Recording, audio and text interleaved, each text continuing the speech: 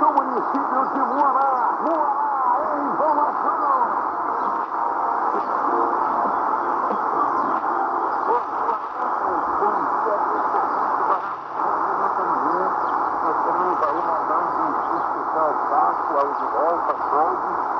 Todos aí na cidade de Moarã, que tem no Rádio Sul. A dona Inácio Magalhães, é barato. Lá no Dona de Alto, lá, esse que tem da Rádio Sul, de tornar, nós estamos a ver que todo mundo está trabalhando, né?